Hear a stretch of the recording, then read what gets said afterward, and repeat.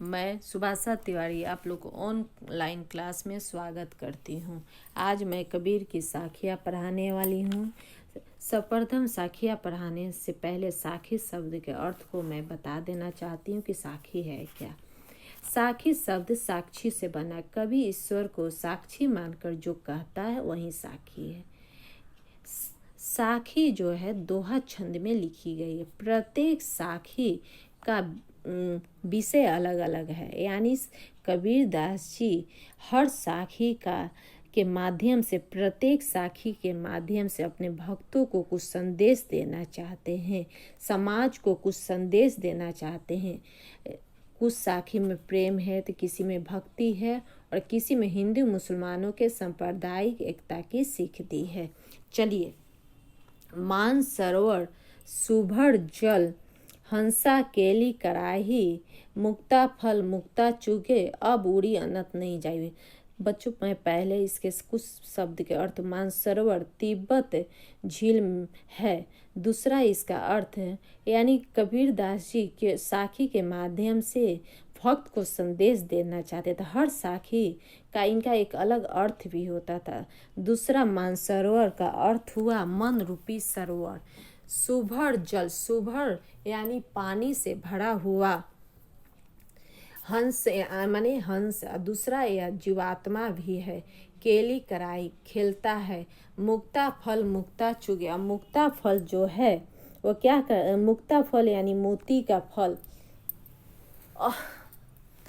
अब उड़ी अनंत न जाई, और अनंत यानी कहीं दूसरी जगह। यहाँ पर कबीर दास जी कहते कि मानसरोवर झील जल से लबालब भरी है, उसमें हंस क्रीड़ा कर रहे हैं, यानी खेल रहे हैं। वो मोतियों को चुगते हैं, यानी वो खेलने में चुगते क्या चीज़ को, मोती को चुगते, और ऐसे आनंददायक स्थान छोड़कर और कहीं नहीं जाते।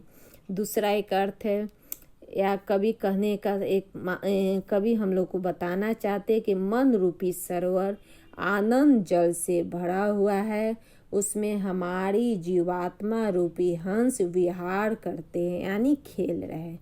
वे आनंद के मोतियों को चुगते हैं, यानी वो जो मस्ती करते हैं, आनंद करते हैं, खेलते हैं, तो वह उनसे जो मिलता है तो क्या मिलता है, खुशी मिलता है, मनोरंजन करते हैं। और इसे छोड़कर और कहीं दूसरी जगह नहीं जाना चाहते, अर्थात हमारे मन में ईश्वर निवास करते हैं, उसे ढूंढने की कहीं ज़रूरत नहीं, उसे अपने मन में देखो। दूसरा देख साखी है, प्रेमी ढूंढत मैं फिरो, प्रेमी मिले न कोई, प्रेमी को प्रेम मिले, सब भी समृद्ध हुए। प्रेम ढूंढत मैं फिरो, प्रेम को ढूंढते ढूंढते, मैंने प्रेम को मैं ढूंढ रहा हूँ। कबीर दास जी कहते प्रेमी ढूंढत मैं फिरो, यानी मैं अपने प्रेमी को ढूंढ रहा हूँ। प्रेमी यानी प्रेम करने वाला, ढूंढत मैं फिरो यानी खोज रहा हूँ। इसका दूसरा होगा, प्रेमी सब भी समृद्ध, यानी क्या होगा, भी समृद्ध यानी जहर भी अमृत बन जाता है। और दूसरा एक अर्थ होगा, हमारा कोई दुश्मन नहीं रहता, सभी हमारा प्रेमी हो जाते। यहाँ पर कबीर दास जी कहते हैं कि सच्चे ईश्वर प्रेमी को ढूंढता फिर रहा है, यानी जिस तरह सच्चा भक्त ईश्वर को ढूंढ रहा है, ईश्वर भी एक सच्चे भक्त को ढूंढ रहा है। लेकिन प्रेमी मिले न कोई, लेकिन दोनों में से किसी को प्रेमी नहीं मिल रहा। प्रेमी को प्रेम मिले, प्रेमी को एक सच्चा भक्त को ही ईश्वर मिल सकता है, जिसके मन में कोई दुर्भावना नहीं रहेगा, इस छल कपट नहीं रहेगा, उसे ही ईश्वर मिल सकता।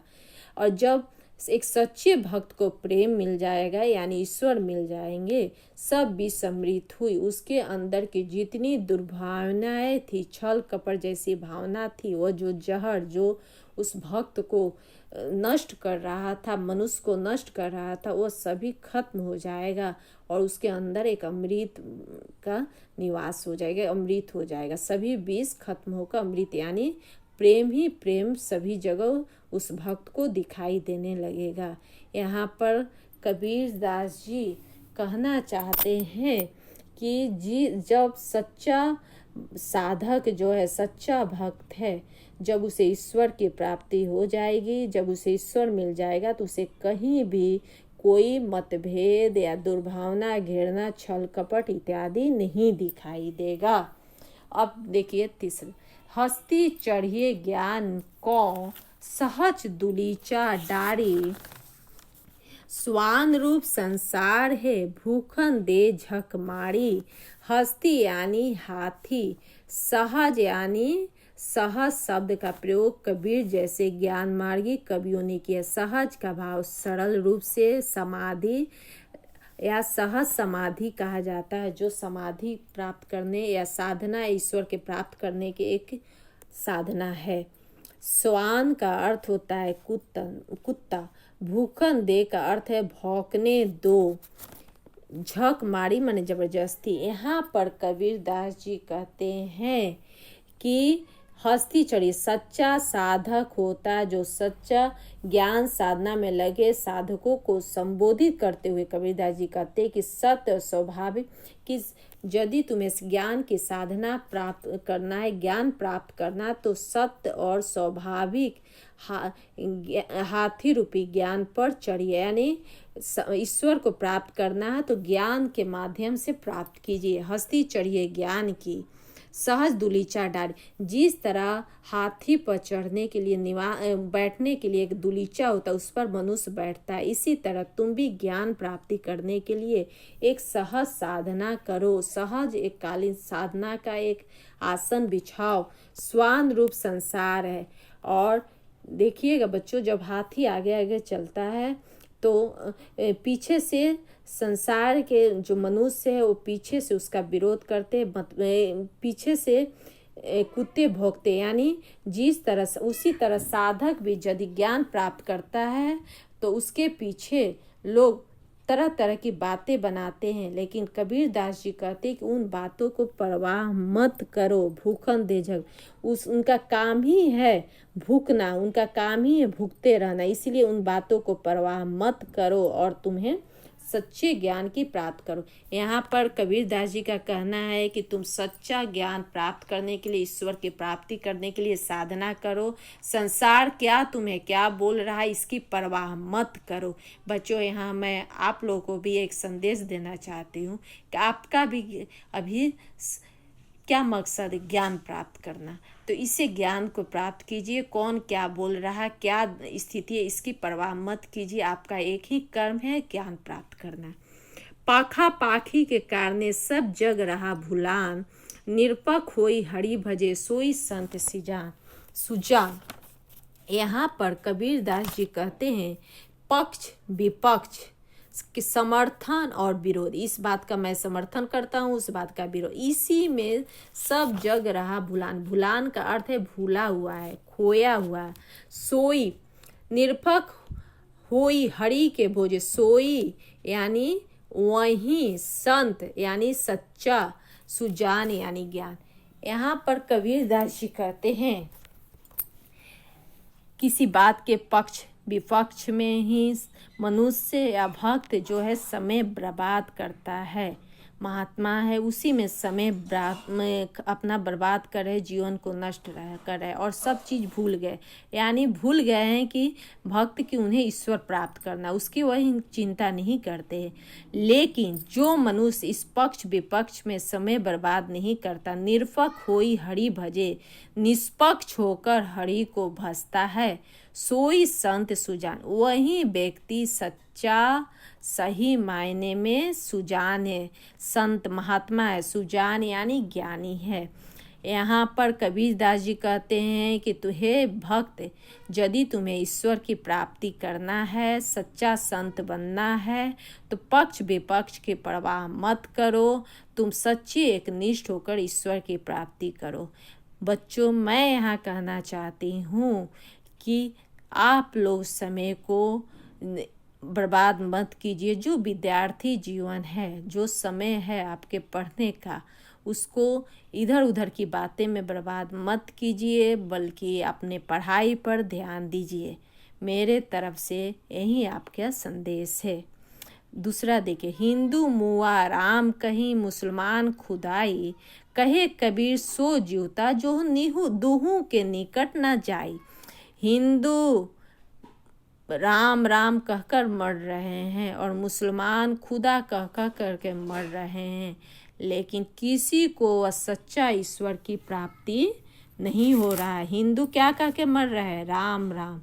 और मुसलमान क्या कह के मर रहे हैं? खुदा खुदा। कहीं कहीं कहीं का अर्थ है कह कर, जीवता वहीं जीवित, लेकिन मर रहे हैं, उनके जीवन का कोई उपलब्धि हासिल नहीं कर रहे हैं। यानी जो जन्म ली हैं ईश्वर के प्राप्ति करने में, उसमें वह नहीं ले रहे हैं। कहे कबीर सो जीवता, वही सच्ची आत्मा है, वही जीवित रहता है, यानी वही सच्चा है जो ईश्वर के पास परमात्मा है। वही जो है जो ईश्वर के पास जाता है, वह कौन है? जो दुहू के निकट नहीं, जो दोनों के निकट नहीं जाता, यानी राम रहीम के अंतर नहीं करता है, खुदा का अंतर नहीं करता है। वह जानता है कि हमारा राम हो या रहीम हो या खुदा हो, वह कोई एक ही ईश्वर है और उसी ईश्वर की प्राप्ति करता है, और वही सच्चा साधक है। बच्चों, मैं यहाँ कहना चाहती इन पंक्तियों के माध्यम से कि आप भी सच्चे ज्ञान की प्राप्ति कीजिए, सच्चा शिक्षा प्राप्त कीजिए, और बिना मतलब कि इधर उधर की बातों में ध्यान मत दीजिए, तभी आप जीवन में उपलब्धि हासिल करेंगे। देखिएगा बच्चों, हमारे आप लोग के बीच के ही जो बच्चे इन समय को इधर उधर की बातों में परवाह नहीं करते हैं, और सच्चा ईश्वर यानी आपका ईश्वर क्या है? विद्या है, और वह केवल अपना लक्ष्य विद्या प्राप्ति में लगाए रहते हैं, उन्हें विद्या में देखिएगा वो ज़्यादा सफल रहते हैं। अब आगे की पंक्ति देखिए, काबा फिरी काशी भया, रामी भया रहीम, मोट चून मैदा भया, बैठी कबीरा जिम। काबा का अर्थ होता है बच्चों, काबा का अर्थ क्या होता है? मक्का, मदीना, जो मुसलमानों का तीर्थ है। काशी का अर्थ क्या होता है? बनारस, जो हिंदू का तीर्थ स्थल है। मोट चून, मोटा आटा, बैठ कर, जिम मने भोजन करना। यहाँ पर कबीरदास जी कहते हैं काबा फिर, जो सच्चा परमात्मा होता है, सच्चा साधक होता है, जो राम और खुदा को एक ही मानता है, उसके लिए काबा काशी हो जाता है। यानी काबा जाने की ज़रूरत नहीं है, काशी में उसे काबा दिखाई देता है। और हिंदू जो ऐसा कोई भक्त होता है, उसके लिए काबा में ही काशी दिखाई देता है, अर्थात उनमें कोई अंतर नहीं होता। राम ही भया रहीम, उनके लिए राम और रहीम दोनों एक ही हो जाते हैं। मोट चून मैदा भया, ठीक उसी तरह जिस तरह मोटा अनाज को पीस दीजिए, महीन कर दीजिए तो मैदा बन जाता है, ठीक उसी तरह बैठी कबीरा जी, और वहीं उसी को वह भोजन करते हैं। यानी यहाँ पर यही कहना चाहते हैं कबीरदास की काबा की कहना चाहते कि एकता और समानता का विचार जिसमें आ जाता, कोई मतभेद नहीं रहता है, तो मानो क्या हो जाता है? वह तभी साधक है, मोट चुन है, तभी वह सच्चा साधक, उसे ईश्वर मिल जाता है, अर्थात और उसे अपना ईश्वर मिल जाता है, और वही सच्चा साधक, अर्थात वही व्यक्ति को जो इसमें मतभेद नहीं करते हैं, उसे ही सच्चा ईश्वर की प्राप्ति होती है।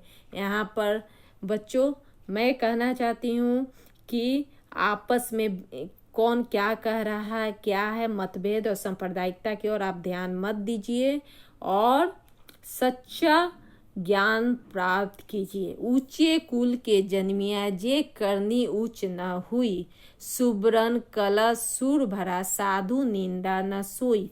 ऊंचे कुल यानी अच्छा खानदान, जन्मिया यानी पैदा होना, करनी काम, सुब्रन कवच सोने का मटका, सूरा यानी शराब, साधु यानी सज्जन, निंदा यानी निंदा करते हैं। यहाँ पर कबीरदास जी कहते हैं कि कुल की अपेक्षा अपना काम पर महत्व दो। यानी यहाँ पर उनका कहना है कि कोई ये सोची कि मैं ऊंचे खानदान का हूँ, ऊंचे कर्म का हूँ और मैं ऊंचा हूँ, तो ये गलत है। कोई जन्म से ऊंचा नहीं होता है, कोई जन्म से ये नहीं होता है, बल्कि आपके कर्म के आधार पर ऊंचा होता है। ठीक ऊंची जे करनी जिसकी करनी ऊंची होगी वही ऊंचा होगा। अर्थात बच्चों, आप अपने कर्म पर ध्यान, यहाँ पर कबीर दास जी कहते हैं कि मनुष्य अपना कर्म पर ध्यान दे और कर्म से ऊंचा बने, कर्म से समाज में स्थान प्राप्त करे। अगर कोई जन्म से ही ऊंचा रहता तो ठीक वैसी ही स्थिति रहती जैसे सुब्रन कलश सुरा भरा। सुब्रन यानी सोने के कलश में शराब भरा हुआ है, साधु निंदा सोई। लेकिन वह सोने के कलश में यदि शराब भी भरा हो तो शराब क्या है? निंदनीय चीज है। वो क्या है? त्याज्य है, समाज के लिए अच्छी चीज नहीं है शराब। तो वह निंदा ही करने लायक होगा। वह सोने के ही मूल्यवान कलश में या पात्र में ही क्यों नहीं रखा हुआ। इसी तरह कोई ऊंचे खानदान में भी जन्म ले, ऊंचा हो तो ऊंचा नहीं, वो करनी से ऊंचा होता। इसीलिए और यदि करनी उसकी क्रिया कर्म यानी कोई कार्य उसका उच्च नहीं होगा तो अच्छा व्यक्ति उसकी निंदा करेगा। जिस तरह शराब की निंदा सच्चा व्यक्ति या साधु करता है, वैसे ही दूसरे व्यक्ति भी ऊंचे कुल में जन्म लेने वाला और उसकी करनी उच्च नहीं होगा, उसका निंदा होगा। इसलिए यहाँ पर कबीर दास जी ने अच्छे कर्म करने के महत्व को दर्शाया है। बच्चों, मैं यहाँ कहना चाहती हूँ कि आप भी समाज में अपना उच्च स्थान प्राप्त करना चाहते हैं तो अपने कर्म को ऊंचा रखिए, कभी नीच कर्म नहीं कीजिए।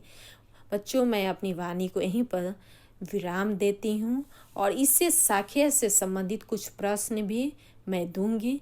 लेकिन आज मैं यहीं पर, आपको ये समझ में आया हो तो मेरे वीडियो को आप लोग लाइक ज़रूर कीजिएगा। अगर नहीं समझ में आया है तो मुझसे आप लोग निसंकोच पूछिए। धन्यवाद।